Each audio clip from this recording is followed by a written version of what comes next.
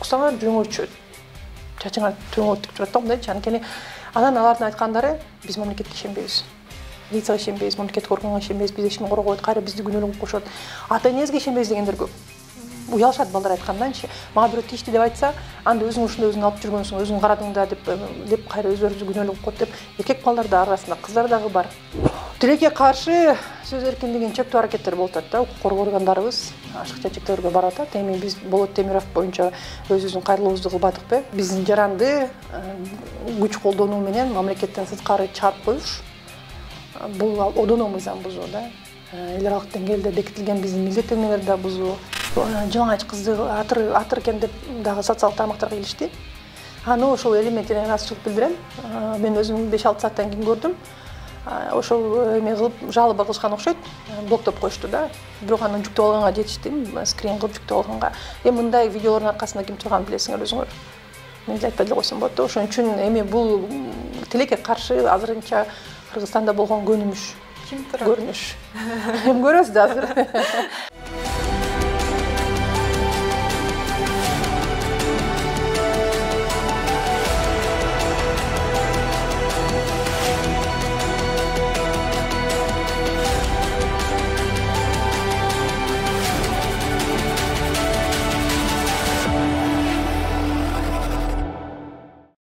Саламатсыздарбы, урматтуу Полетклиника медиасынын көрөрмандары, ТТТ программасы кайрадан эфирде. Бүгүн бизде конокто Кыргыз Республикасынын акыйкатчысы Атыр Абдрахматова болмокчу. Саламатсызбы? Саламатсыздар. Жакшы келип алдыңызбы? Атайын убакыт бөлүп келип бергениңизге терең ыраазычылык билдиребиз. Анда маегибизди баштайлы. Алгачкы эле сурообуз, ошол акыйкатчы институтун жакында эле башкы прокуратура текшергени маалым болду. Буга сиздин кызматкерлериңиз арыз жазганы дагы белгилүү болду. Арыз жазууга эмне себеп болду? Акыйкатчы институтун түптөлгөнүнө 20 жыл болду. Быйыл. Анан ошол түптөлгөндөн бери иштеп келаткан кызматкерлер да бар экен да. Анан билесиңер, буга чейин 5 акыйкатчы иштеп кеткен. Анан ушул команда менен тилекке каршы көп учурларда мен да шайланып атканда анан июнда ошол акыркы акыйкатчынын 3 жылдык баяндамасын жогорку кеңешке бергенде дагы акыйкатчы институту отписка кылган, башка органдарга алып жөнөткөн уюм болуп калдыңар, болбойт андай. Адам укуктарынын бузулушуна өзүңөрдүн иликтөөңөрдү кылып, өзүңөрдүн укуктук багыңарды бербейсиңерби деген сын пикирди айтылган да. Анан албетте мен да шайланып атканда айткан болчумун. Өзгөрүү болот, реформа болот, күнү түнү тыпылдап иштейбиз. Анткени тилекке каршы дагы эле Кыргызстанда адам укуктарынын сакталышынын деңгээли анча жакшы эмес да. Анан өзүм да ошондоймун, билесиңер, күнү түнү сиздер менен биздин сыртта жүргөн кайсы бир мамлекетте, кайсы бир дүйнөнүн бурчунда жүргөндөр эле биздин жарандар социалдык тармактар аркылуу жазышы мүмкүн. Менин WhatsApp'ым, менин номерум 15 жылдан бери алмаша элек, көп кишиге таркап кеткен да. Анан күнү түнү жазышы мүмкүн. Албетте менден дагы ошондой күнү түнү тапшырма кетет. Кээде ыкчам реакция кылыш болуп калат. Кээде эртеси иштегенге мүмкүнчүлүк бар. Анан жанагындай менин оюмда укук коргоочу катары биз ошол ар бир кейсти, ар бир бизге түшкөн арызды аягына чейин жеткирип, адам укугунун эгерде биз бузулушун аныктасак, анын калыбына келтиргенге бүт мүмкүн болушунча чара көрүшүбүз керек. Бирок көпчүлүк мамлекеттик органдарда эле бияктан ошол кат жүзүндө эле жазып, прокуратурага жөнөтүп, милицияга жөнөтүп, анын жообун тиги арыздануучуга жөнөтүп, ошол менен эле ишти жаап койгон тажрыйба калыптанып калган экен. Анан албетте мен ал тажрыйбага каршымын. Мынакей акыркы эле окуя 2006-2007 жылдары жанакы Ноокат районунда негизи эле түштүк регионубузда кичинекей ымыркайларды больницадан ВИЧ-ПИ жугузулушкан. Анан алар менен мен өзүм ошол май айында, апрелдин аягы май айында Ошко атайын барып, бир жума эл менен жолукканда, алар менен да ата-энелер менен да жолугуп, ошону аягына чейин жеткирели, балдардын ден соолугуна, бүт тагдырына балта чабылды, алардын иштешине көмөктөшөлү, окуусуна көмөктөшөлү. Анан мамлекет тараптан компенсация төлөп берилмек, эгерде компенсациялар дагы эле төлөнбөгөндөрү бар да. 100 000 сом компенсация бермек экен, ошол 100 000 сом алайык үй бүлөлөр бар. Анан ошол менен жолуп арызды мен кызматкерлерге берсем, тилекке каршы ал арыз дагы ошондой отписка болуп жабылып калыптыр да. Анан акыркы ошол мен урушуп талапты күчөткөнүм, ошол да арыз түрткү болду да. Анткени ошондой бизге келген адамдар акыркы үмүтү менен келген адамдар да. Анткени мыйзам боюнча билесиңер, биздин макам биз милициянын же соттун ордун иш кылбайбыз, прокуратуранын ишин кылбайбыз. Бирок алар канчалык деңгээлде мыйзам сыйлап, адам укуктарын коргоп жатканына биз баа бергенге укугубуз бар. Анан адам укугу бузулуп атса, биз сөзсүз түрдө чара көрүшүбүз керек. Мисалы, мынакей Токмокто 16 жаштагы кызды зордуктоо боюнча окуя болгон. Андан кийин ошондо укук коргоо милиция кызматкерлери кыздын ошол жыныстык экспертизанын жыйынтыктарын расмий СМИге жарыялап салышкан. Ошондо мен аны көтөрүп чыгып, өзүм көрүп түн ичинде тапшырма берип, биздин юристтер менен аны жакшы кылып ошол баарын иликтеп, милиция ошол начальный өйдө, башчысынан өйдө жумуштан кетирүүнү талап кылганбыз. Анткени ошол расмий тергөөнүн экспертизанын жыйынтыгы чыгып кеткенден кийин кыз дагы бир жыл барып өзүн өлтүргөнгө аракет кылган да. Мени уят карап атышат депчи. Ушундай окуялар көп тилекке каршы. Анан кийин ошол окуяларга мындай кош стандарттуу же кайдыгер карабастан акыры ана чейин чыгуу талабы коюлуп атат да мендечи. Анан албетте бизге келип түшкөн арыздардын саны көп, келип жолуккан адамдардын арыз муну көп. Андан сырткары дагы мен билесиңер азыр эл аралык деңгээлде биздин макамды күчөтүп, биздин Акыйкатчы институтун сыйлоо, тең укукту көрүүгө көп иш аракет кылдым. Андан сырткары мынакей кийин Баткен окуясы болуп кетти. Анан ушундай окуялар толтура да. Анан ар бири боюнча албетте жалгыз акыйкатчы болгондон кийин жетишпейсиң, аны аппарат мыйзамда такталып турат. Бизде акыйкатчы анан анын аппараты деп турат. Демек, акыйкатчынын ишмердүүлүгүн колдоп, айтылган тапшырманы так аткарган команда болуш керек да. Анан жок, биз мурункудай эле иштечү элек, ушундай боло берет деп иш кылган болбойт. Анан кийин көпчүлүк кызматкерлер мынакей 90% жумуштан алып кой дейт, бул калп. Мен кечээ күнү өткөн жуманын 4-күнү бир кызматкерди кетирдим. Бул биринчи менин буйругум менен кеткен кызматкер. Буга чейин кеткендердин баардыгы өзлөрүнүн каалоосу менен кеткендер. Биринчиден, экинчиден көпчүлүк балдар, жаштар Россияга, Европа мамлекеттерине ошол жанагы башка жумуш издөө максатында тапшырып, ошол жака өткөндөр да кетип атышат. Анан бул формат менен иштей албайбыз дегендер, жосо улуу муундагылар кетишти да, пенсия курактагылар иштеген болбойт да мамлекеттик кызматта, мыйзам боюнча ошолор кетишти да. Ошон үчүн баарын кетирип сал деген жалган. Мен кетиргеним мыйзам чегинде ошол өткөн 4-күнү колгон буйругум да, биринчи кызматкер. Анткени анын үстүнөн көп арыздаттануу, биздин элдерибизден түшкөн. Мындан мурун дагы сөгүштөрү бар болчу. Биздин мекеменин ичиндеги иш кагаздарды башка мекемелерге берип салган учурлар да болгон. Келген биздин жарандарга мындай туура эмес сүйлөп сөгүнгөн учурлар да болгон. Анан акыры ошол биздин улам кечигип аткандан биздин ошол кадрыбыз барып кечигүү боюнча түшүнүк катын алабыз десе, аны да сөгүп таштаган да. Анан ошол менен уже бүт бардык болгон мыйзамдарды бузгандыгынан жумуштан кетирдим. Анткени болбойт, Акыйкатчы институтунда өзүбүздүн баскан турганыбыз мыйзамсыз болсо, кандай иш жүрмөк эле. Анан ушундай учурлар тилекке каршы көп, аз эмес да. Анан албетте Акыйкатчы институту бул адам укугун коргоо, мынакей биздин укук коргоочуларды көрүп атасыңарбы, бейөкмөттүк эмес уюмдарчы. Алардын бирөөсү айтат, биз күнү түн иштеп атабыз деп ыйлап атат, ыйлаган жок. Анткени укук коргоо ошондой, журналистикада окшош да. Мисалы, түн ичинде камоолор болуп атат десе, силер чыгасыңар. Силердин жетекчилер айтат, ай, жүрсүңүз, бүгүн сеники бар деп. Мисалы, мынакей Баткен болду, коркунучтуу, биз барбайбыз деген жок да. 24 кечиден Аида Жумашева кыз башы менен алып чыгып кетти, мисалычы, Баткенге турабы. Биздин жумушта, сиздердин жумушуңузда, биздин жумушта мындай кандайдыр бир шылтоолор жок, иштеш керек. Бир гана ошол да. Анан кийин бул эми боло турган көрүнүш. Биз буга чейин көрдүк, ошол эле тарых музейинде кызматкерлер каршы чыкканы, сот аркылуу утуп келип өзүнүн ордуна отурган директоруна каршы чыккандарын. Андан сырткары билим берүү тармагында да көрүп атат, ошондой саламаттык сактоо министрлигинде да ошондой болгон.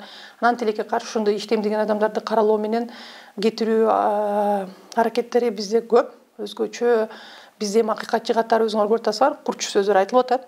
Макамга жараша биз эми бийликке жака турган мамлекеттик уюм эмеспиз, мамлекеттик орган эмеспиз. Акыйкатчы ошол мамлекет тараптан адам укуктары сакталбаса, коңгуроо кагып айтып туруш керек да. Мыйзам бузулуп атат, адам укуктары бузулуп атат деп. Анан көрдүңөр, акыркы бизде болгон окуялар, ошол журналисттерге болгон чектөөлөр, активисттерге болгон чектөөлөр боюнча мен курч негиздүү укуктук пикиримди билдирип, ашыкча укук коргоо органдары тараптан ашыкча иш аракеттер болуп, ашыкча чектөөлөр аракеттери болуп аткандыгын айтып атам да. Анан албетте бул дагы жакпайт. Анан атыр мынакей өзүңөр көргөнсүңөр, УКМК күздүн башында Свердлов соту дагы ошол бир күнү бир момент пресс-релиз беришкен. Акыйкатчы институту биздин ишибизге кийлешип атат деп. Бирок бул кийлешүү эмес. Анткени биз мисалы УКМК баштап тергеп аткан иштерине бул адам күнөөсүз деп бирөөнү айта элекмин. Анткени аны сот аныктайт. Бир гана мен талкалап аткан талабым баарын жапыр, камакка алуу деген болбойт. Бул боюнча алдыда суроолор. Ошон үчүн мындай формат иштөө форматы тилекке каршы эми көпчүлүккө жакпайт. Анткени системада иштеп калган, бүт эле мамлекеттик системада айтпайбыз, кадрлык кризис депчи. Ошол нерсени биз билип атабыз. Бул эми мындай кандай десем, күтүлгөн эле көрүнүш. Анан кийин иштейбиз деп иштеп аткан балдар турат, иштеп атышат, жумуш үзгүлтүккө учураган жок. Албетте тилекке каршы ошондой сүйлөшүүлөр, андай саясий ойдун аркасы менен атырды жумушка киргизбейбиз, бойкот кылабыз, саботаж кылабыз деген дагы сүйлөшүүлөр болуптур. Эми анын баарын мыйзам чегинде чара көрөбүз. Анан ушундай башында өздөрү кетип калган кызматкерлер, өз арызы менен кетип калган кызматкерлер жумуштан чыккандан кийин ошондой толук каттар жазып каралуу аракеттерин кылган. Мурунку орун басар Жамгырчиева баш болуп, анан тилекке каршы орун басар боюнча билесиңер, мен Өзбекстанда биринчи Борбор Азиядагы акыйкатчылардын форумуна барып катышып атканда ошол жерден мага айтып беришти. Эл аралык уюмдардан ошол сиздин орун басарыңыз кылган мыйзамсыз иш аракеттер боюнча. Эми силер уят да. Кыргызстанда болуп аткан акыйкатчы институтунан алып калган иш аракеттерди ошол сырттан келип окуп атам да. Анан кайра келип тескери өзү кылган ыплас иштерди мени кылды деп айтканда туура эмес да. Анан ал боюнча мен Жогорку Кеңешке барып айткам, мынакей, бирок мен каралоого баргым келбейт, анткени бул акыйкатчы институту эл аралык деңгээлде иштей турган институтпуз. Мынакей көрүп атасыңар, ошол эле Баткен окуясы боюнча биз ООН менен тыгыз иштеп атам, Евро биримдиги менен тыгыз иштеп атам, Брюссельге чейин бардыгынын мындай тең укуктуу сый мамилеге алып келип алдым. Бизди тең укуктуу көрүшөт да, биздин пикир маанилүү аларга. Анан албетте ушундай ички болгон чыр-чатактарда чыгарганга мен алыс болчумун. Анткени акыйкатчынын институтун негизи эле мамлекеттин аброюн сакташ керек. Жагабы, жакпайбы? Мисалы, силер деле биактан жетекчиңер урушуп койсо, келип чыгып алып поликлиниканын жетекчиси ушундай эле дил бар, мындай эле, тигиндей эле деп жамандабайсыңар да. Туурабы? Анткени аброй, журналистиканын аброю бар, мекеменин аброю бар, сыйлаш керек. Анан прокуратура келип, мен ошол Баткенде жүрсөм, прокуратура ушул арызданын үстүнөн келиптир текшерип, командировка, кызматтык ушул кетирүүлөр, кызматка алуулар боюнча. Анан бизди кызматка алуу боюнча дароо айтайын, мамлекеттик кызмат болгондуктан муну конкурс аркылуу атабыз. Конкурс аркылуу азыр 5 киши келди. Конкурсту ошол аппарат жетекчиси жетектейт, конкурстук комиссияны. Анан өкмөттүк эмес уюмдардын өкүлдөрү да бар. Алар тандалышат. Анан алар берген сунуштаманын арасынан мен карап өзүм дагы эметип дайындадык да 5 кишини. Калган вакансиялар турат. Дагы бир ошол конкурсту жарыяладык. Конкурс болуп аткан жөнүндө мен көрүп атсаңар, соц тармактарга дагы сайтка да илдирип атам, маалыматты ачык. Региондордон жаштарды издеп атабыз. Бүт жерден эле негизи мындай да мамлекеттик кызмат бирөөнүн менчиги эмес да, өмүр бою мамлекеттик кызматта жүргөнгө, анан кийин менин каалоом, эми жаш киши катары келгенден кийин, башка мундун өкүлү катары келгенден кийин ошол региондордо тааныш туганы жок, акчасы жок. Бирок ушул ички жүрөгүнөн, ички дүйнөсү менен ушул адам укуктарын коргойт элем, Кыргызстандагы болгон акыбалды оңдойт элем деген балдарды табыш, жаңыртыш. Ошон үчүн биз бирок тилекке каршы региондордо балдарыбыз көбүнчө учурда окууну бүтүргөн эмес, окууну бүтпөй калышкан. Ошон үчүн аларды келгиле стажировка кылгыла, үйрөнгүлө, окууга тапшыргыла, анан кийин бизден стажировка өтүп, эмеге конкурска тапшырып өтүп келгиле деп дагы аракет кылып атабыз. Жаңыртыш керек да мамлекеттик кызматты. Ошондон кийин прокуратура келип текшерген, 3 жума текшеришти. Эч кандай мыйзам бузуулар тапкан жок. Финансылык жактан дагы, кадрлык саясат жактан дагы. Бир гана ошол арыздарды кароо мөөнөттөрү боюнча кызматкерлер өзлөрү, ошол жооптуу кызматкерлер кош көңүл болгонунан убагында же болбосо жооптор кеткен эмес, убагында иш кылган эмес деген тыянагын жазып беришти. Анан ошол жактан мен азыр прокуратура жазып кетти. Аппараттын ичинде көп жолу аппараттык совещание өткөрүп талап койгом. мөөнөттөрдү карап мөөнөттүн аркасынан чуркабай сапатты карагыла депчи. Анткени сапат жок болсо, эгерде биз адам укугун коргой албасак, анда мөөнөттөр менен жөн эле кагаз менен жаап коюштун кажети жок депчи. Бул акыйкатчы институту кыла турган иш эмес деп. Болду. Анан ага карабастан ошол прокуратура текшерип аткан маалда УКМК жактан чыкты бизге, анан кийин ошол сырттан жазган, ошол кетип калган кызматкерлер жазган арыз болбойт атат, ичинен сүйлөшкүлө, ичинен жаздыргыла деп айтты. Анан кара пиар кылып Жогорку Кеңеш аркылуу кетиребиз деген сунуш түштү деп айтышкан өзлөрү. Азыр тилекке каршы ошол сунушу ишке ашырылып атканы көрүнүп турат. Анан кийин мен эме жанагындай Баткен окуясына көбүрөөк көңүл буруп, Баткенде мынакей сентябрдын жарым айы жүрдүм, октябрь барып келдим, ноябрь барып келдим. Анан кийин ошол Россия менен кызматташтык күчөтүү боюнча иш көп алып бардым. Анткени бизде 1,5 миллионго жакын ашыкча, даже андан ашык биздин кыргыздарыбыз жүрөт сыртта. Анан Турцияда дагы кыз келиндерди көрүп атасыңар, тилекке каршы көп биздин келиндерибиз жумушка чыгып кеткендерибизди өлтүрүп, жолсуз балдарын алып койгон учурлар болуп атат. Ошон үчүн Турция ошол тарапка көбүрөөк көңүл бурдум да. Биздин эми ички биздин жарандар өсүп жүргөндөн кийин мен ошол аппаратка ишенип көбүнчө ошол иштерди алып баргам. Азыр ошол Турция менен дагы жакшы кызматташууну түзүп алдык. Россия менен меморандумга кол коюшуп, чогуу арыздарды карап, чогуу текшерүүдө өткөрүп, онлайн болсо дагы арыздануучуларды чогуу кабыл алуу боюнча макулдашууга жетиштим. Казакстан менен дагы, Турция менен дагы, башка мамлекеттер менен, Өзбекстан, Молдова, көп эле мамлекеттер менен жетиштим. Анан Баткен боюнча дагы көрдүңөр, көп иш алып бардык. Коомго чейин ошол Тажик тараптан агрессия болгонун далилдеп, ошол Бириккен Улуттар уюмунун жогорку деңгээлдеги жетекчилери менен да түздөн түз сүйлөшүп, бизде чогулткан маалыматтарды берип, ошол Тажик тараптан болуп аткан жалган маалымат таркатууга, тынч элибизге кол салуусун токтотуу боюнча талаптарды коюп атам. Бизге жардам бергиле, элибиз жабыркабаш керек, тынч эл жабыркабаш керек деп. Анан аппарат жетекчине көбүрөөк басым коюлган, анткени аппараттын ичиндеги дисциплина, убагында иштин аткарылышы, сапаттуулушу, мыйзам боюнча кызматтык функционалдык милдеттенмелер боюнча аппарат жетекчи деле. Тилекке каршы ошол азыркы учурда арызды топтогондо, кол топтогондо ошол аппарат жетекчисин колдойсуңарбы деп ошого басым кылып кол койдурушкан экен. Анан азыр 4 кызматкер арыз жазып беришти. Биз арызды окубай эле кол койгонбуз. Анткени бизге ошол аппарат жетекчиси. Ошол боюнча суроо берейин да. Жогорку Кеңешке кайрылуу жазышпады. Ошондо айтылат экен да, 90% кызматкер каршы болуп атат. Ошол чынбы? Чын эмес. Чын эмес. Чын эмес. Бизде мамлекеттик кызматкерлерден 90дан ашык, анан 20дан ашык техперсонал бар. Кол койгондор 37, 37-нин ичинен экөө фамилиясы жөн эле жазылып калган. 4-өө ошол арызды окуган эмеспиз деп ачык айтышты. Ошол аппарат жетекчисин колдойсуңар деп эле койдурушкан. Аппарат жетекчи жумуштан кетем деп атыптыр, кетирбей алып калсын деп. Жана тилекке каршы аппаратты башкаруунун ордуна мен жетекчинин айткан талабына ылайык аппаратты кайра тескери мага кайраштыруу иши жүрүп калган экен да. Мен ишенип бул жагын мен ошол жогорку биздин ошол сырттагы коркунучтар менен, анан кийин ошол биздин жарандар менен жолугушууга көбүрөөк көңүл буруп, бул жакты ишенип койгон экен да. Азыр эми муну дагы мен билесиңер, Жогорку Кеңешке өзүм да кайрылдым. Анткени мыйзам боюнча бизде акыйкатчы, анан аппараты бар. Акыйкатчы институту бүт дүйнө жүзүндө бир кишинин институту, анткени көз карандысыздык болуш үчүнчү. Анан Жогорку Кеңешке мен сунуштама киргиздим. Азыр мен реорганизация кылып атам, структураны алмаштырып атам. Анткени азыркы иштеп аткан структура менен тилекке каршы иш ушул 9 айдын ичинде мен анализдеп көрдүм. Иш мындай көп болуп, бирок жыйынтык алып келүүчү иш эмес да. Анан кийин мен Жогорку Кеңештин алдында программа менен чыккам, эсиңерде болсо, шайланып атканда ошол программаны ишке ашырып атам. Анан ошол программанын алкагында ишти күчөтүү боюнча структураны алмаштырып атам дагы. Азыр ошол реорганизация иши жүрүп атат да.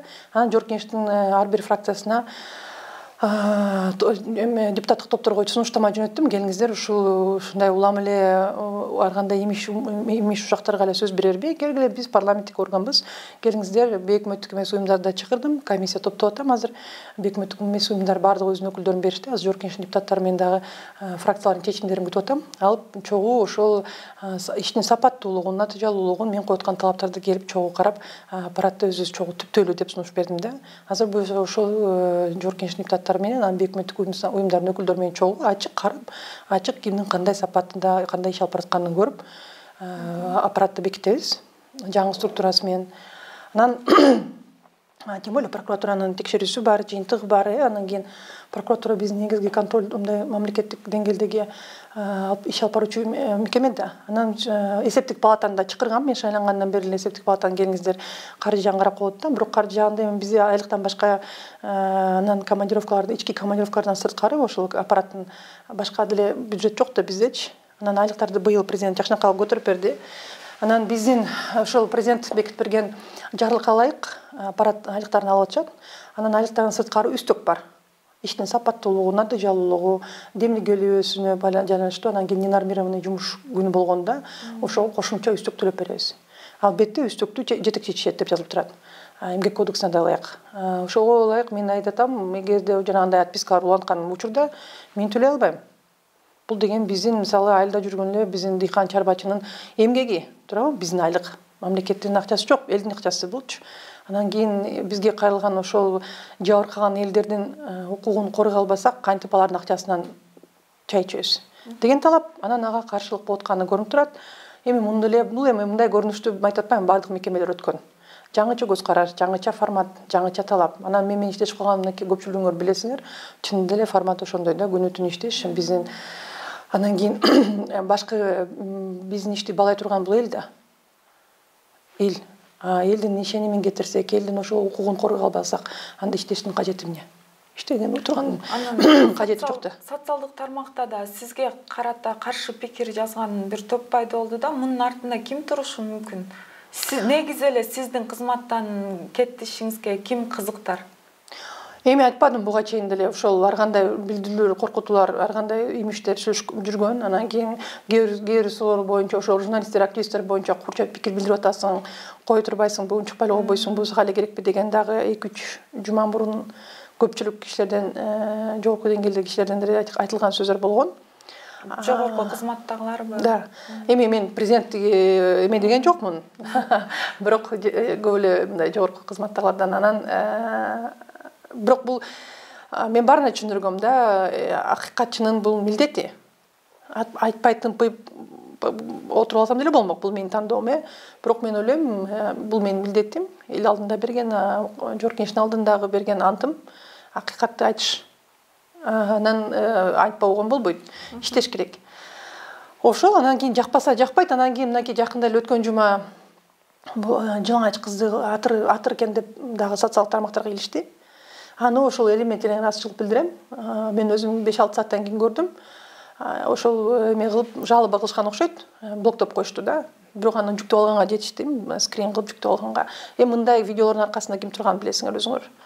Мен деле айтпай эле койсом болот да. Ошон үчүн эми бул тилекке каршы азырынча Кыргызстанда болгон көнүмүш. Ким турат? Көрүнүш. Эми көрөбүз да азыр.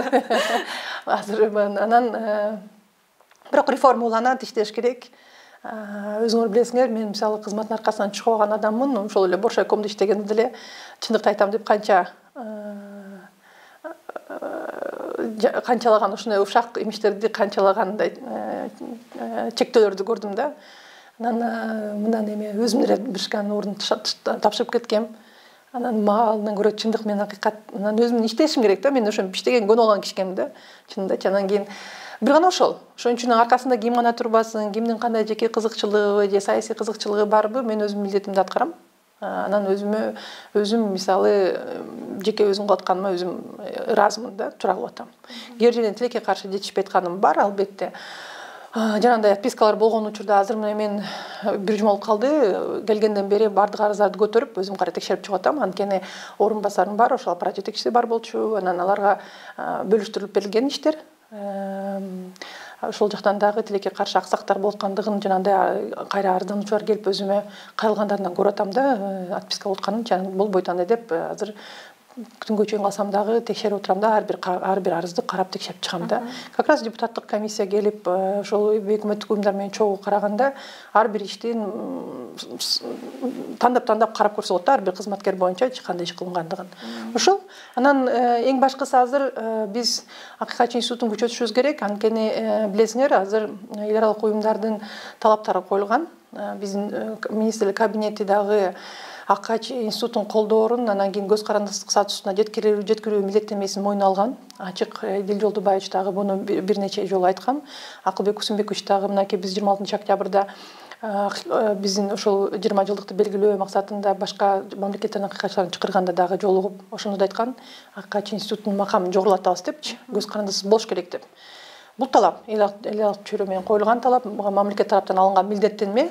Биз ошого жеткиришибиз керек. Анткени биздин кандай иштеп атканыбызды бизге мамлекет бийлик кандай мамиле кылып атканынан мамлекетке жанагындай өнөктөш сырткы өнөктөш мамлекеттерден эл аралык уюмдардан келген финансылык колдоо да көз каранды. Билесиңер да, бизде милдеттенмелер коюлат адам укугун сактоо боюнча. Адам укугун сактоодо ошол АКК институтунун көз карандысыздыгы талап коюлган да.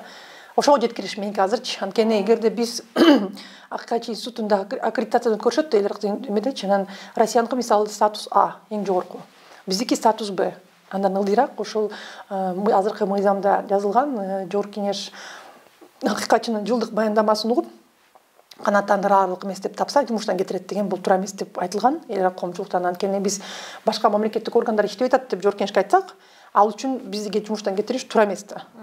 Өзүңөр түшүнүңөр да логикасынчы. Анан бул саясий ошондой кандай десем, саясий ошол мындай оюндарга кандайдыр бир үстөмдүк кылганга аракет катары балынган да, өзүн беренечи. Анан ошол акыйкатчы антын бузду деген дагы беренени бул дагы мындай бир тараптуу каралышы мүмкүн. Андай болбойт. Бир гана эгерде кылмыш кылып аткан жеринен кармалса акыйкатчанда кызматынан кетиши мүмкүн, же ооруп калса, жана башка өлүп калса дегендей эле калыш керек. А жанагындай антын бузду же болсо канааттандырылган эмес таптык деген бул деген ошол акыйкатчыны көз каранды кылыш аракет деп бааланган да. Азыр ошол биздин мыйзамдан ошол эки беренени алышыбыз керек. Андан сырткары эл аралык коомчулук АКК институтуна жетиштүү бюджет бөлүнү деп мамлекетке милдеттенме билген. Мамлекет аны мынакей азыркы президент жайында бизге айлыктарды көтөрүп, азыр бюджетти карап атышат. Мамлекет бул жагынан милдеттенмесин аткарды. Азыр бир гана жаңы мыйзамды алып, ошол акыйкатчыны көз карандылган беренелерди жокко чыгарышыбыз керек. Андан сырткары биз Жогорку Кеңештин токтому бар, мурун чыккан анан Иман Нуру фракциясынын да Нуржик Катарбеков лидеринин фракциясында чечими бар. Россия Федерациясында акыйкатчы институт расмий өкүлчүлүгүн ачуу боюнча. Мыйзамга да ошону киргизип атабыз. Расмий биздин өкүлчүлүк ачылсын деп. Рус Федерациясынын акыйкатчысы менен баяндоо сүйлөшкөндө алдын ала макулдугун алганбыз. Биз ошон үчүн иштик күчөтүп атабыз. Алар менен иштегенден ошол өкүлчүлүк ачууга да баратабыз да. Буюрсачы. Албетте ал дагы каржы менен байланыштуу, бирок мыйзамга киргизип алсак, Тышкы иштер министрлиги аркылуу эки мамлекеттин ортосундагы сүйлөшүүлөр аркасы менен чечебиз деп ойлойм. Алдын ала бардык тараптар макулдугу бар да, анткени биздин чын эле сыртта жүргөн жарандарыбызга биздин жардамыбыз керек. Азыркы учурда бизде сыртта ошол Россияда коомдук негизди жардамчыларыбыз бар. Анан азыр мына жаңылык чыгат, биз кечээ күнү эле диаспора менен да кол коюштук. Диаспора менен кызматташуу боюнча биздин диаспора келип өзүнүн как раз презентациясын кылды. Анан кызматташуу боюнча меморандумга кол койдук. Азыр ошол мыйзам калганга чейин диаспоранын алкагында ишти алып барабыз. Эми оюнчачы, анан кечирим сурайм. Январда биз пландаштырып койдук диаспора менен Москвага барып, бир жумача жүрүп, ошол биздин элди жеринен кабыл алганды сүйлөштүк да. Азыр ошого тыйынтып эзеп жүрөм. Сизге каршы чыгып аткан кызматкерлер менен мындай сүйлөшүү аракеттери жүргүзүлдүбү? Азырынча биз 2-3 жолу, мен негизи айына 2-3 жолу эме өткөзүп турам да, совещаниечи. Анан кийин баарынан ошондо ар бир учурда сурачумун, кандай сунуштар, кандай пикирлер бар депчи. Анан мындай кандайдыр бир эме айтылган эмес да, сунуш ишти оңдоо боюнча, ишти жакшыртуу боюнча. Анан азыр биз муну жетекчи катары мен чечим кабыл алып, бир-эки дагы чечим кабыл алышым керек. Анан кийин жөнүнө салабыз да. Түшүнүктүү. Өткөн аптада эл аралык адам укугу күнү белгиленип, сиздер да иш-чара өткөрдүңүздөр. Ошондо адам укугунун абалы боюнча бийликке резолюция жолдодуңуздар го. Анда эмнелер камтылган? Анда 17 пункттан ашык камтылдык окшойт. Эми албетте биринчи эле ошол азыркы учурда сөз эркиндиги, биригүү эркиндиги, тынч чогулуш өткөрүү эркиндиктеринин чектелишине мындай тынчсыздануубузду билдирдик. Анан сырткары ошол Акыйкатчы институтунун көз карандысыздыгын кол тийбестигин кепилденилиши иш жүзүндө далилденишин талап кылышты. Анан жаңы мыйзамдын кабыл алынышын, андан сырткары буга чейин мен айтып келаткан, менин үчүн принципиалдуу нерселерден бардык кармалган, бардык шектүү адамдарга бөгөт коюу чарасын камакка алууну тандоону токтотуш керек. Анан кийин күнөөсүздүк презумпция сакталыш керек. Алдын ала эле кимди камабасын күнөөлүү деп байкап көрсө, мынакей мен да журналисттер менен сүрөтпөйм, барыңар менчи ишти мисалы жаңылтып бердиңерби, ошону акыры аягына чейин чыгарып карасаңар депчи. Анткени бүгүн мына кармадык деп чоң бомба чыгат, эртеси кишини коюп коюшкан. Эртеси ошол коюлган күнөөлөр далилденген эмес. Адамдын тагдыры таякта. Мисалы биз ушул боюнча медиа менен иштөө боюнча бизди билесиңер, жанагы жалпыга маалымдоо каражаттарынын үстүнөн келип түшкөн арыздарды кароо комиссиясы бар, журналисттер өзүңөр түзүп алгансыңар. Алар менен да кызматташып атабыз. Ошондой материалдардын үстүнөн журналисттер маалыматты так берилген эмес деп бага келип арызданган учурдун 3-өсүн арыздарды ошол жака бергенбиз, карап бергиле депчи. Акты дагы ошол сотко чейинки мындай ишти чечүү, адам укугун калыбына келтирүү аракеттерин көрүп атабыз да, кызматташууну. Анан мындан сырткары көз карандысыздык, жанагы тергөө сотторунун, судьяларынын көз карандысыздыгын, анан кийин ошол кылмыш иштеринде тергөө маалында болгон чабал жактарын аягына чейин кырылбаган, аныкталбаган жагдайларды сот алкагында чечүү болбойт деп киргизип атабыз. Анан тергөөчүлөр, соттор, прокурорлор ошол ишти жүргүзүп атканда кандайдыр бир алдын ала өзүнүн пикири менен иш кылбай, көз карандысыздык принцип сакталыш керек деп талап койдук. Анан ошол биз бул темалардан талкуулаганда жанагындай зордук зомбулук боюнча да теманы талкууладык. Анан ошондо ошол эч бир унутулбай, ар бир кылынган иштин аркасы менен жоопкерчилик сөзсүз түрдө туруш керек дегенде айтылды. Анан ошол зордук зомбулуктун аркасы менен бул дүйнө менен коштошкон кыз келиндердин унутпай эскерип туруш талабы коюлду. Кайтадан дагы ушундай окуялар кайталанбаш үчүнчү. Анан Акыйкатчынын алкагында жанагындай эмени адам укугун бузган мамлекеттик кызматкерлердин ачык тизмесин кылууга дешти. Билесиңер, көп мамлекеттерде бар, аты бар кандай айтылат. Анан кийин ошол эгерде адам укугун бузган кызматкерлер, укук коргоо кызматкерлери, прокуратурабы, сот болобу, биз ошонун ачык тизмесин кылмай болдук. Анан бул боюнча мен башталган бир демилген бар, азыр биздин юристтер даярдап атышат. Бизде ошондой фактылар бар. Күнөөсү жок эле, далилденбей эле 3-4 кагаз менен эле соттолуп кеткен кишилер бар да. Ошолду азыр биз Жогорку Кеңештин комитетине киргизгенге даярдап атабыз да, кароосуна. Анткени Жогорку сот карап, акыркы чекти койгон, а бирок адам менин укугум бузулган деп атат. Биз ичти териштирип келсек, чынында далилдер болгон эмес. Анан андай далили жок, адамды орто жолдон жөнөтүп койгон болмок беле. Биз ошону Жогорку Кеңешке киргизип, чогуу Жогорку сот, Жогорку Кеңеш прокуратура алып карайлы деп атабыз да.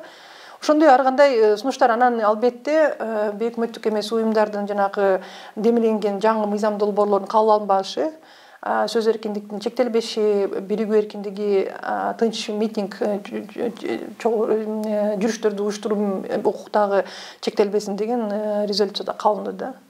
Кемпир абад маселеси боюнча жапырт камалган саясатчы, активисттер менен баары менен эле жолугуп жатасыздарбы? Алар кандай маселелерди айтышып атат? Камалгандан бери 3 жолу жолуктум. Бир жолу депутаттар менен чогуу бардык, кээ бир депутаттар менен аз дагы баралы деп даярданып атабыз. Анан баары менен жолуктуңузбу? Жок, биз көбүнчө аялдардын баары менен. Анан жаштар менен жолуктук.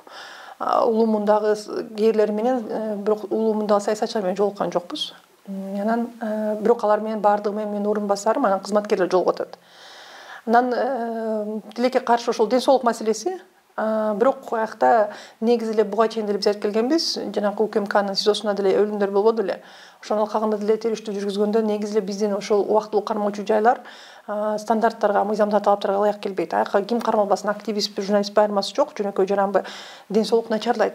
Анткени шарт жок. Мынакей силердин эле коллегаңар азыр оператор Калыста камакта турат, жана Сандрабиянын иши боюнчачы, ага да жолуккам.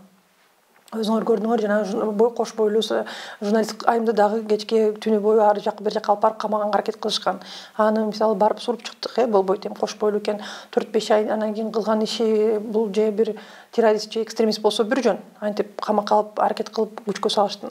андай болбогондон кийин кош бойлуу келинди жанагынтип барып бир жакка сүйрөгөн бул адам укугун бузуу, мыйзамдарды, эл аралык стандарттарды бузуу да.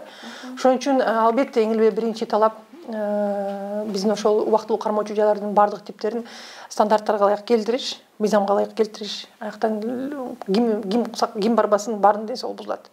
Анан азыркы учурда ошол ден соолуктун начарлашы көрүнүп турат. Анан ал боюнча мынакей Чыңгыз Капаров жаткырылды больницага. Жанагы ачкачылык акциясын жарыялаган, ден соолугу начарлап бараткандан аны үй камагына бошотушту. Андан мурун биринчи карып атканда деле ошол өзүнүн хроникалык оорусу бар адамды дагы эмеге үй камагына чыгарышты. Негизинде азыр бул боюнча жалпы бир гана бизден сунуш болуп атат. Бизде жана билесиңерби, Баткенде батма жол болду дийбен кармады беле журналистчи. Ошондо деле мен айткам. Расмий прокуратурага да жөнөткөнбүз, ачык айтканбыз.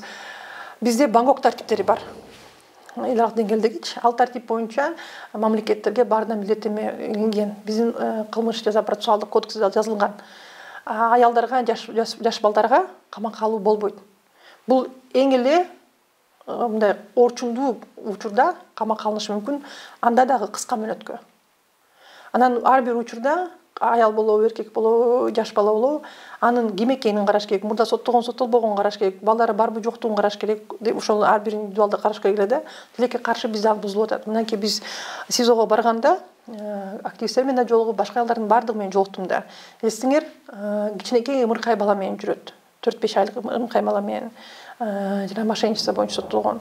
Ата энеси жок, өзү чоңойгон бакуш кичинекей кызды, 18 жаштагы кызды, өзү жетим өскөн кызды достор менен бир жерден жүрүп кечинде бирөөнү шектүү деп кармашыптыр, киши өлтүрүүгө. Кошо ал кызды кармап коюшкан.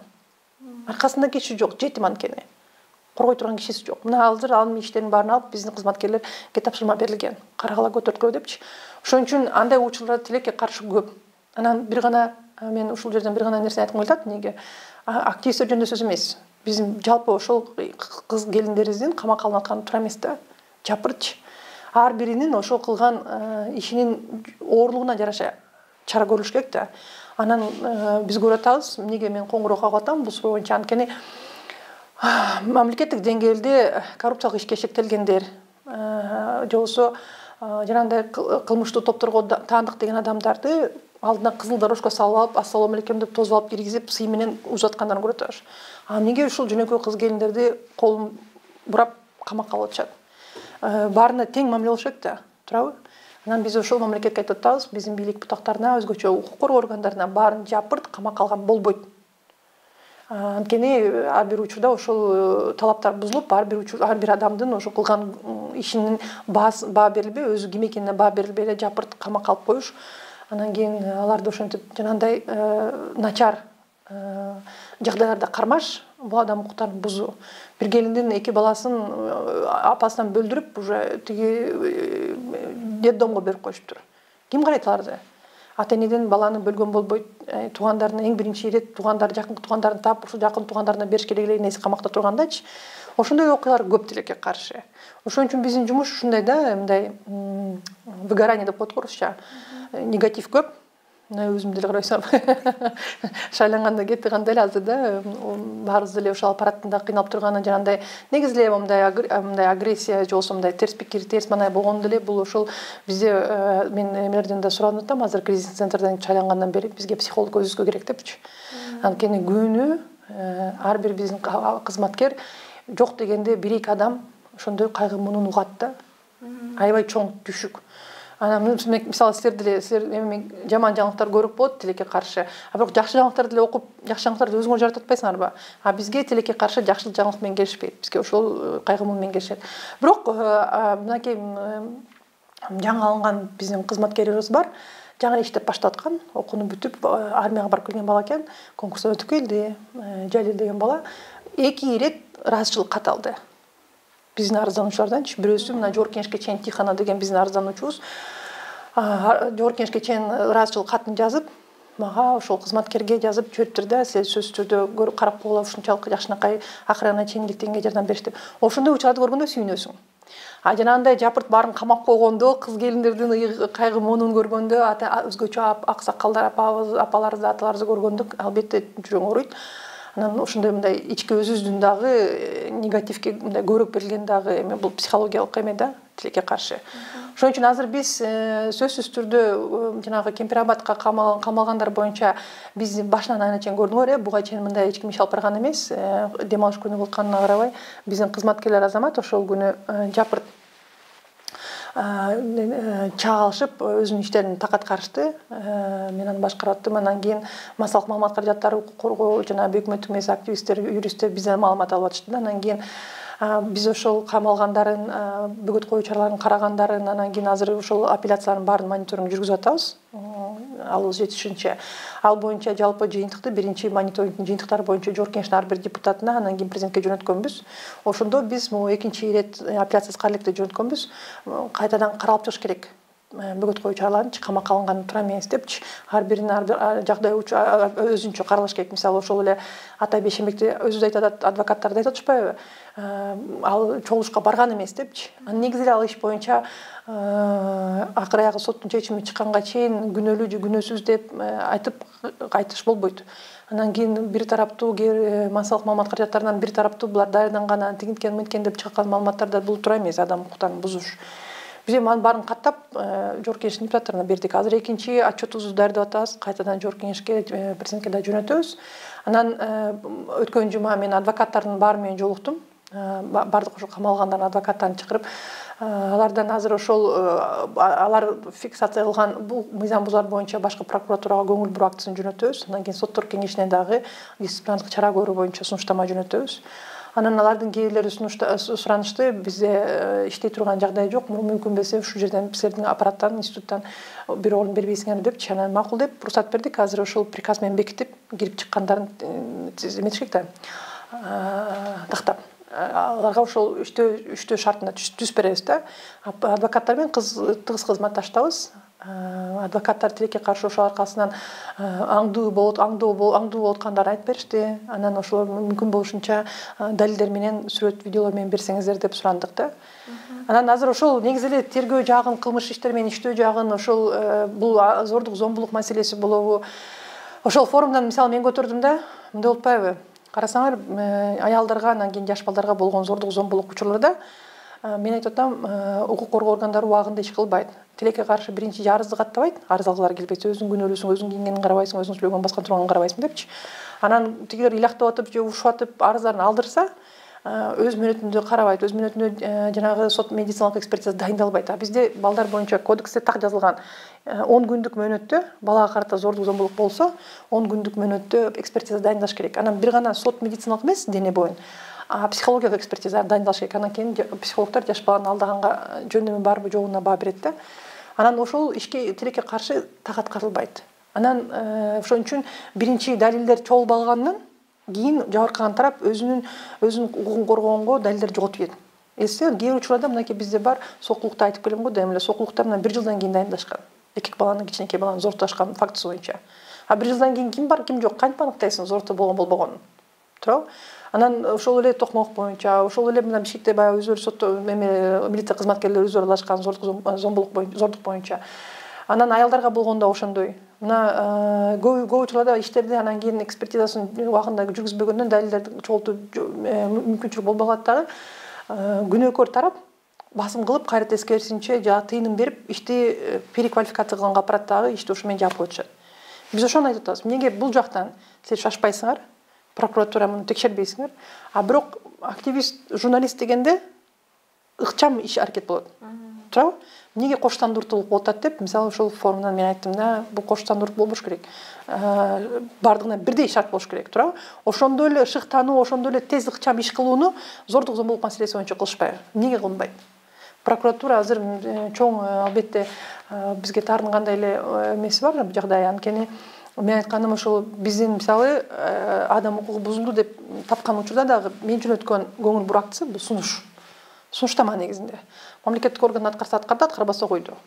А прокуратура эгерде сунуштама берсе, ал милдеттүү аткарганга. Ошон үчүн биз прокуратурага кайрылабыз. Мынакей биз мына Токмок боюнча мыйзам бузууну көрдүк. кичинекей кыздын дене бою экспертизасын ачыкка жарыялап коюшту. Бул тергөөнүн купуя сырдуулугун бузуу. Чара көрүңүздөр. Чара көрүлгөн жок. Берки Кемпир-Абад боюнча башка жанакы ызы-чуу көтөрүлгөн акт эмелер боюнча, камакка алууналар боюнча алдын ала күнөөкөр катары маалымат чыгарылышат. Күнөөлүү адам катары сот бүтө элек, сот баштала элек. Бул ошол күнөөсүзлүк принципцияны бузуу, тергөөнүн купуялыгын бузуу. Мындай кармалганда куралы бар экен, акчасы бар экен деп чыгарышпайбы? Бунун бардыгы ошол тергөөнүн купуя сырдуулугун бузуу да. Адам алдын ала бул биз айтып атабыз, коомчулуктун маанайын ошол терс кылып, азыр да мага ошондой аракет болуп атпайбы? Андан кийин соттор дагы ошол терс маанайга чыга албай калат да, коомчулук бизди сындашат депчи. Алдын ала адам өзүнүн актаганга укугун жоготуп атат. Биз ошону айтабыз, мынакей прокуратурага берип атабыз, бирок тилекке каршы эске алдык, көрдүк деп койгон менен башка эч кандай чечилбей атат да. Ошон үчүн биз азыр жаңы мыйзам долбоорунан киргизип атабыз. Эгерде Акыйкатчы институту биздин кызматкерлер, юристтерибиз адам укугу бузулган фактыны далилдешсе, биздин тыянагыбызды милдеттүү түрдө каралыш керек депчи. Милдеттүү түрдө чара көрө албасак да, бирок карап расмий ошол ар бир биз коюлган жүйө боюнча жооп бериш керек. Баа берип, жөн жок эле отписка менен жаап койбойчу. Ошон үчүн бул жакта аябай көп тилекке каршы бизде укук коргоо органдарынын реформасы керек. Өзүңөр көрүп атасыңар, иштерди кыскартып коюшат. Мынакей баягы эле өзүм деле окуямды айтып бергем. Прокуратура текшерип излешти, бирок жоон уга элекмин. Мектепке кирип, чоң кишилер балдарды салганга аракет болгон. Менин эле баламдын классташтарын. Анан арызын мен жазып бергем. Анткени балдар коркунуч болду да, өспүрүм жаш балдарга. Анан ошол боюнча ишти кыскартышыптыр. Кылмыш составы жок депчи. Кимдер экен? Эми чара тоже меткендерден көрсөтүлгөндө кылмыш курамы жок дешти. Мейли, киши өлгөн жок, алардын ою боюнча инвалид болуп калган жок, тепкиленип аман-эсен соо калгандар менен кылмыш жок деп кыскартып коюшту. Анысы макул.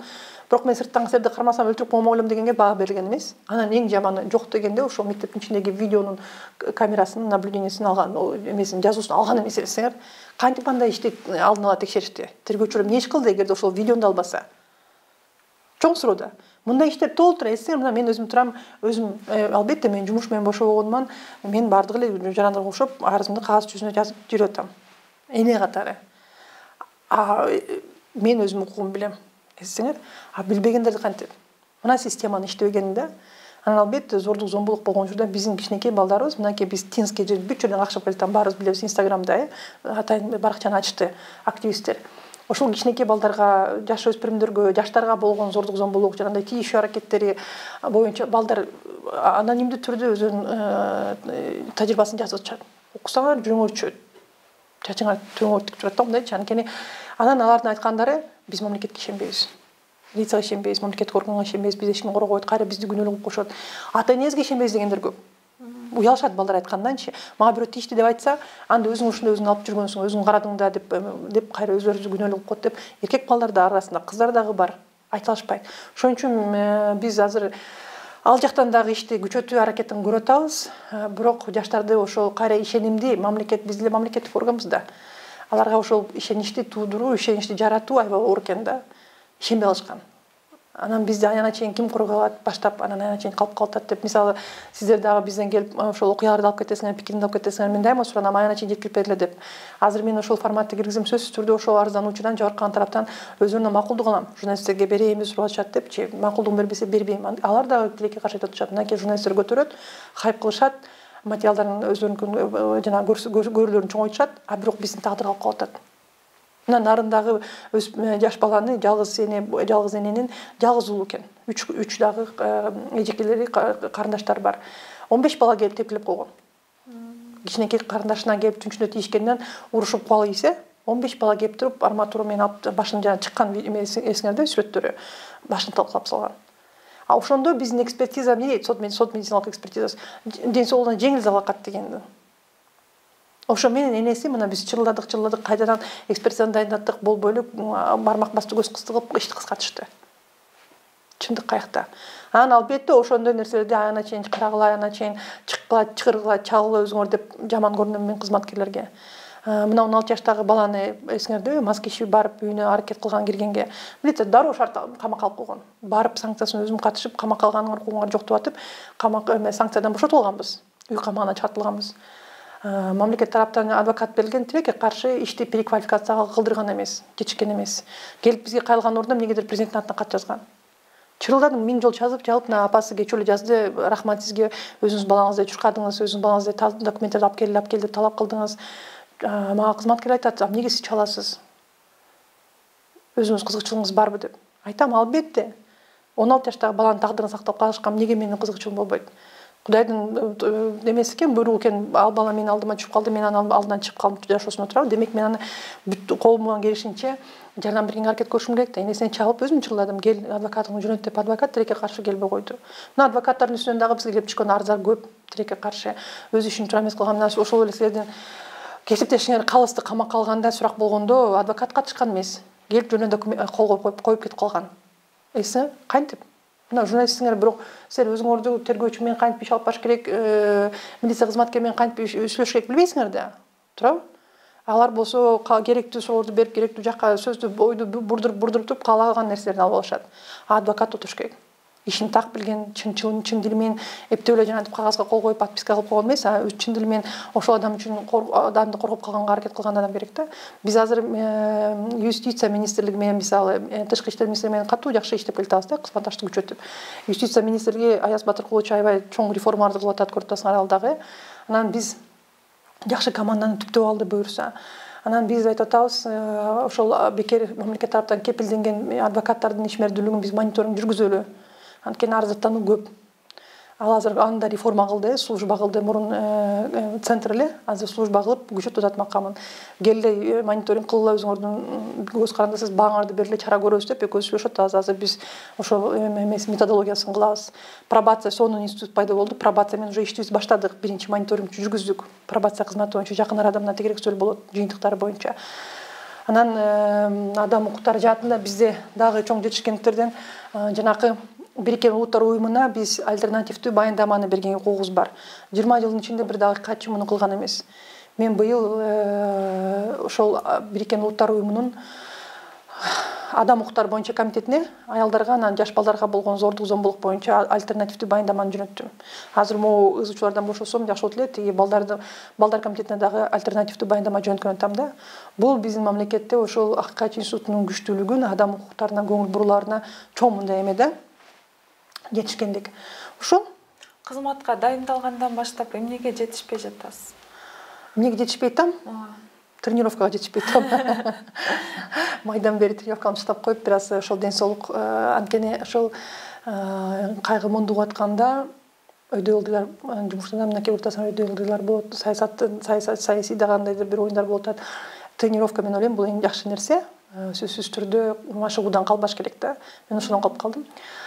Анан жумушта айта турган болсок, эми жетекчи болуп төрөлгөн эмесмин да. Мен деле өзүңөр билгендей атам таксист, энем мигрант болгон өмүр бою Россияда жүргөн, көп жыл.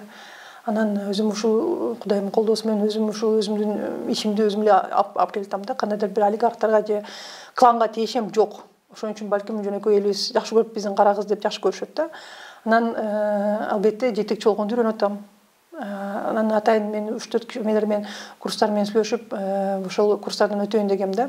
Ошого жетишпей атам, анткени биз баары билим алып турушубуз керек, өзүбүздү өркүндөтүп. Ошого жетишпей атам. Анан албетте мен каалагандай балким ишти мындай кандай десем, мамлекеттик деңгээлде мен ойлойм, азыр мен көбүнчө жанагы эл аралык мамилени күчөтүшкө көбүрөөк көңүл бурдум, анан Баткенге көбүрөөк көңүл бурдум да. Анан биздин жогорку кеңештин депутаттары менен, мисалы президент менен бир сыйра жолугуудан сырткары тыгыз ишти алып барганга жетишпей атам.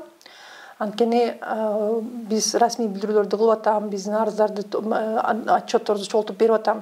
Бирок аны барып жолугуп ушуну түшүндүрүш керек, аны көрсөтүш керек, ошол эле президентке кирип айтышым керек, мынакей момундай деп каттоо жөнөткөнгө жетишип атам. Бирок жолугушууларга жетишпей атам. Ал да абдан маанилүү, анткени эки тараптын тең позициясын угуш бул милдет ар бирибиздин. Анан укук коргоо органдары өзүнүн пикирин айтып атышат. Акыйкатчы айтылган пикир журналисттер менен коомчулукка таркаган менен ошол биздин депутаттарга балким жакшы жетпей атат да, президентке. Ошол жетишпей атам да, ошону күчөтүш керек.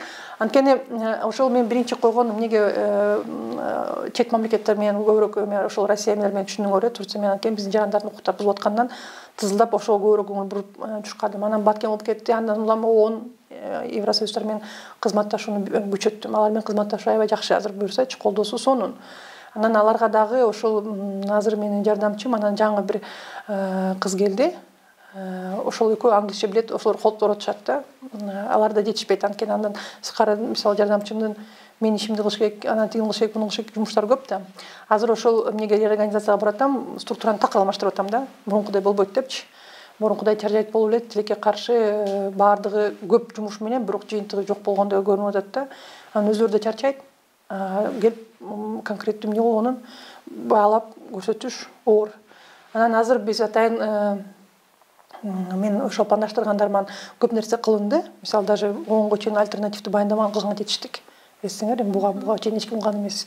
Баткен боюнча ООНдун бүт структуралары форс-мажордук же согуш кырдаалмалында акыйкатчынын ишмердүүлүгү боюнча буга чейин эл деңгээлде деле тажрыйба жок. Бир гана ковид менен болуп калды. Сиздер аябай жакшы иш кылдыңар деп атышат да. Анткени ушундай ыкчам убакытта мобилизация болуп, аны системдүү иш кылыш кыйын. Бирок аны да кыла алдык да. Ошон үчүн мунун баарын күчөтүш керек. Менин максатым азыр ушул биз кылып аткан ишти системдештирүү, анан универсалдуу болуш керек. Биз деген негизи макамыбыз боюнча биз мамлекеттик МПОбуз да. Макамыбыз бирдей. Ошон үчүн кээде мага сынталышпай була деген атары тиги МПОчулар деле коргойт депчи. Менин милдетим эл аралык деңгээлде бекитилген милдетим МПОлор биздин бир туугандарыбыз. Анткени биз мамлекеттен көз карандысыз болуп, мамлекетке көз карандысыз пикир көз карандысыз баа беришибиз керек. Адам укуктарын сакталып атканынчы. Анан ошон үчүн бизди кээде ошол мындай чагымчылык, мындай кагыштырганга аракет болуп атпайбы? Андай болбойт. Биздин максатыбыз мисалы Кыргызстандын аброюн көтөрүш. Биз дайыма демократиялык мамлекет катары таанымал болчубуз. Азыр тилекке каршы кээ бир учурларда жана укук коргоо органдарынын ашыкча иш аракеттеринин аркасынан сын пикир угаштадык. Ошон үчүн ал сын пикирди укпаш үчүн биз айтып атабыз, токтоткула. Мисалы мына Рыс Текшиналиев 19 жаштагы блогер баланы камакка алып койгондо прокуратурага миң айттык, жалдырадык, өзүм жеке канчасы менен сүйлөштүм, болбойт. Мен деле ошол кезде айтпагандайчумун. Ошентип чоңоесуң. Ошентип өзүңдүн тажрыйбаңды көрөсүң, ошентип чоң киши болосуң, туурабы? Жаш деген жаш. Каалаган айткан, анын кандай чындык калп экенин анын аныктап туура маалыматты жеткирип, күч колдонуудан сырткары ал мамлекеттин милдети. Бирок камакка алып коюп эле аны тарбия кылуу болуп тура эмес деп мисалы жаман көрүнүп атабыз. Ошон үчүн азыр мен аппарат өзгөрүүлөр болот. Анан кийин жандай ишенип алган адатымдан апамды айткан болчу. Андан арылыш керек. Анан ошол реорганизация кылып, структураны алмаштырып, азыр буюрса күчөтөбүз ишти. Анан менин каалоом дагы ошол алдына койгон пландарга ылайык көп нерселерди ишке ашырылдык. Анан дагы бир эме калып атат. Биз билесиңер, ар бир мыйзам долбоору укуктук, анан укук коргоочулук экспертизадан өткөрүш керек. Анан антикоррупциялык экспертизадан өткөрүлүш керек.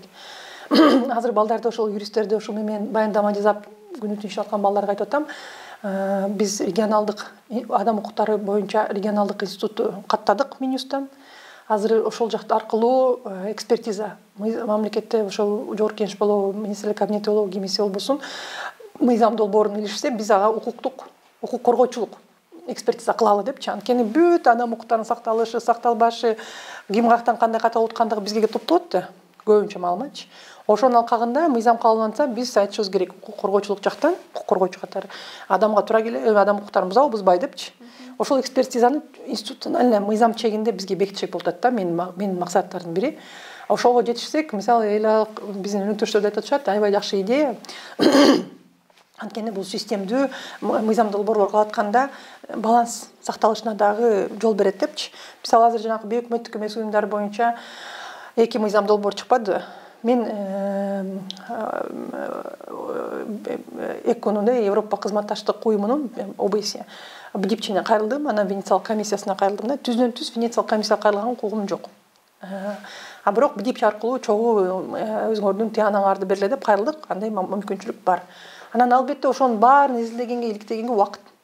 Азыр буюрса 19 декабрда ошол БДИПчтин жыйынтыгы менен биз чоң тегерек сөз өткөрөбүз.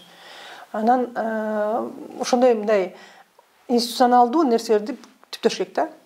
Анан мен боломбу, менден башка киши келеби кийин, кандай болбосун, бир форматта Акыйкатчы институтуна эл батасын берип, ишенип, чынында келсем, менин укугумду коргоп калышат деген ишеничти көтөрүү да максатчы. Ошого жеткириш керек. Анткени бир кишиден көз каранды болбош керек. Бизде мына айтпайсыңарбы, мамлекетте мен дайыма айтам, ачык эле 1000 президент, 1000 депутат алмаштырсак дагы, системаны алмаштырбасак жашоо оңой болбойт депчи. Системаны алмаштырыш керек да. А системаны алмаштырыш кыйын. Дайыма система каршылык көрсөтөт туурабы.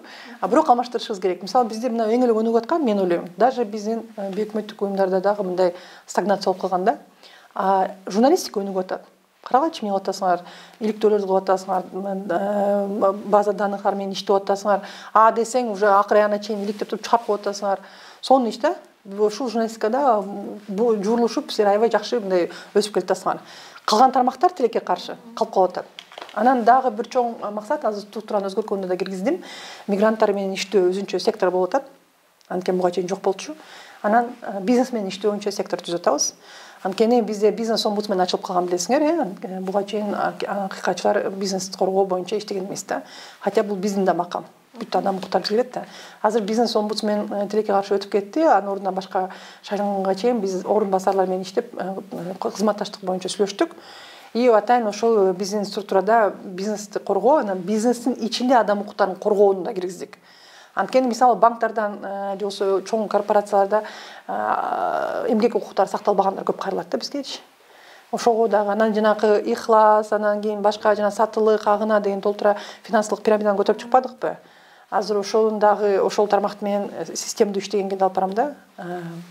Көп план көп. Анан баардыгы мындай процесс кетти, буюрса, анан ушунун баарын ишке ашырыш керек да. Журналистика жөнүндө сүйлөп калдыңыз. Сөз эркиндиги боюнча суроо берели. Өлкөдөгү сөз эркиндигине кандай баа берет элеңиз? Тилекке каршы сөз эркиндигин чектөө аракеттери болуп атат да. Укук коргоо органдарыбыз ашыкча чектөөлөргө барып атат. Эми биз Болот Темиров боюнча өзүбүздүн кайрылуубузду кылбадыкпы? Биздин жаранды күч колдонуу менен мамлекеттен сырткары чыгарып коюш бул одоно мыйзам бузуу да. Эл аралык деңгээлде бекитилген биздин милдеттенмелерди да бузуу.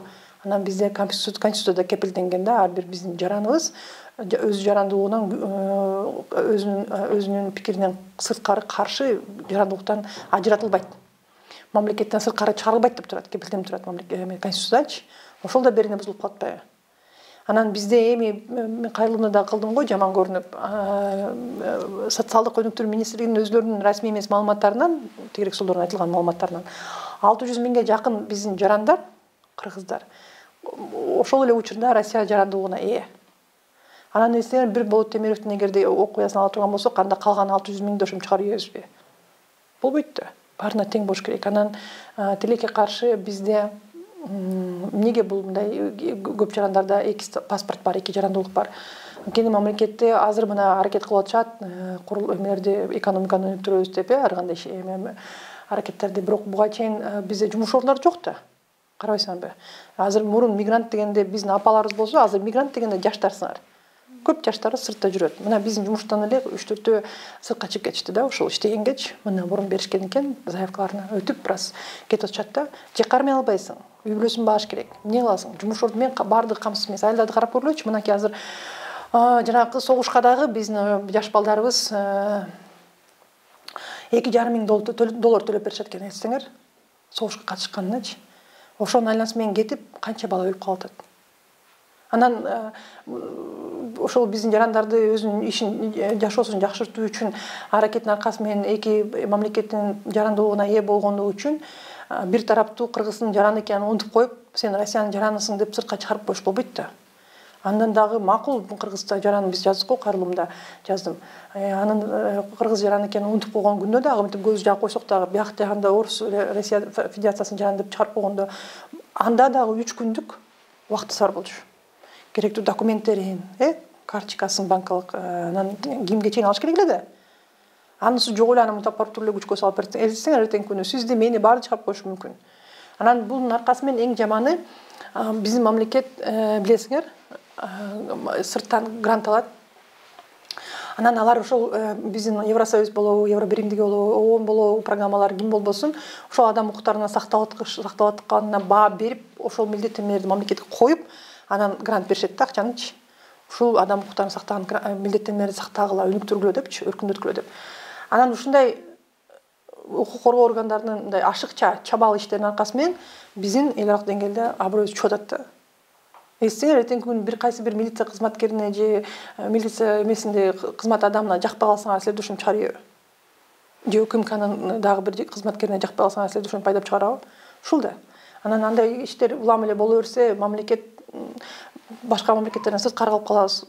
Жаштар кайка барасыңар? Мен мисалы эмнеге ар бир өзүмдүн сөзүмдө биздин эл аралык деңгээлде абройду айтам. Мына биздин жаштарыбыз билим берүүнүн реформасы анан чейин чыга элек дагы деле.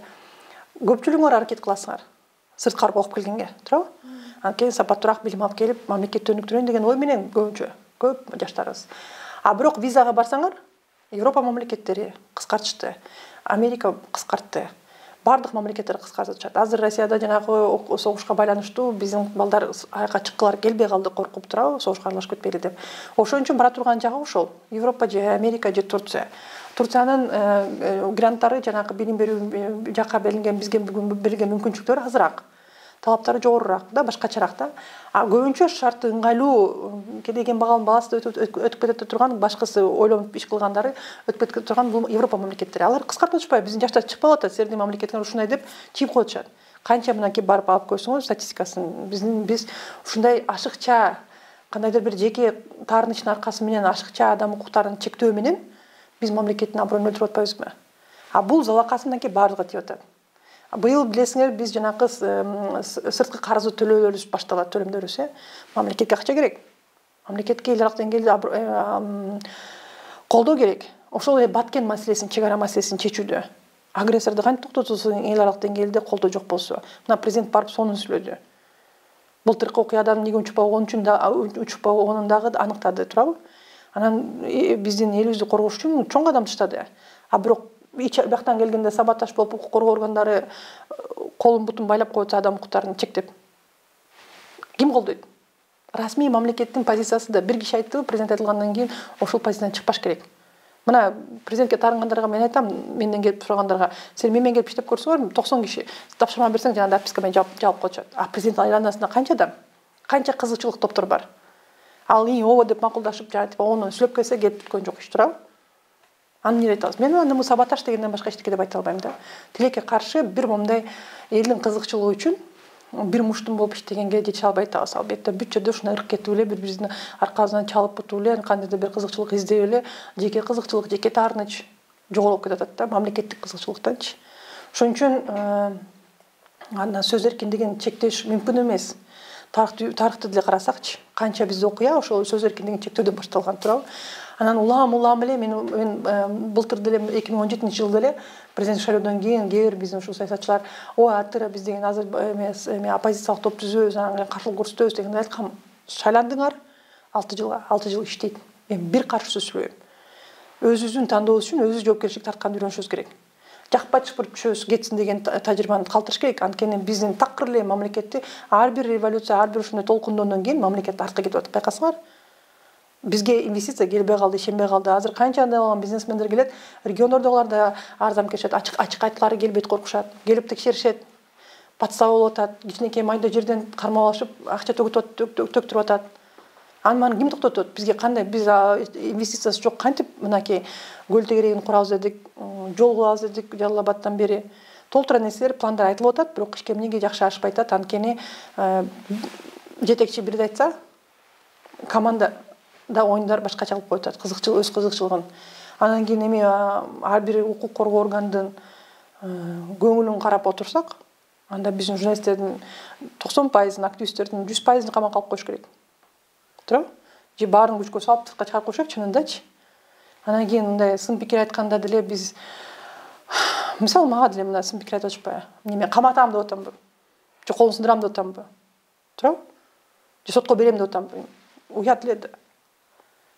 Жетекчи болом деп мынакей шайланып, жетекчи болом деп дайындалгандан кийин эл алдында ошондой апачык, мындай айнек, эшикте эле айнектин ортосунда аквариумда отургандай болсуң да, ар ким айткан өзүнүн пикирине ээ. Бир гана жекеге өтпөш керек, а бирок ошо келтирбеш керек. А бизде эми килтеген трибунадан сөгүшкөнгө чейин баратышат. Анан мен айтам, ошон үчүн бираз мен ойлойм, азыр эми мындай курултай өттү бираз. Курултай жакшы болду, мына мен курултайдын экинчи күнүнөн барып толук отуруп катыштым.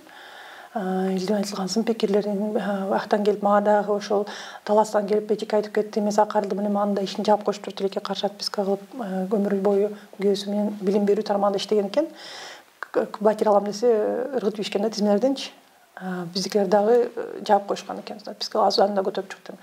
Болбойт анткени өмүр бою ошол күйөөсүдө иштеген экен. Ал батир алган укугу бар эле да. Протокол кылып, бюрократия кылып ойнотуп атышат да, азыр укугун бузуп. Андай болбош керек деп. Анан сөз эркиндиги бар экен курултайда далилдөөдүбү. Президентке чейин, мына президент ушунака угуп отурду. Сын пикир айтылды. Компьютердин чукулачы дегенге чейин барды. Анан биз сөз эркиндиги менен төрөлгөнбүз. Эми өзүбүз көчмөн эл болгондон кийин тең болуп төрөлгөнбүз. Тең болуп жашап келгенбиз, аялдар, эркектер баарыбыз, бии дагы, жөнөкөй адамы дагы.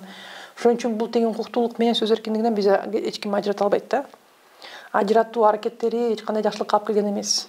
Анан албетте акыйкатчы катары мен ушундай ыңгайсыз нерсени айтканга милдеттүүмүн. Мен айтам.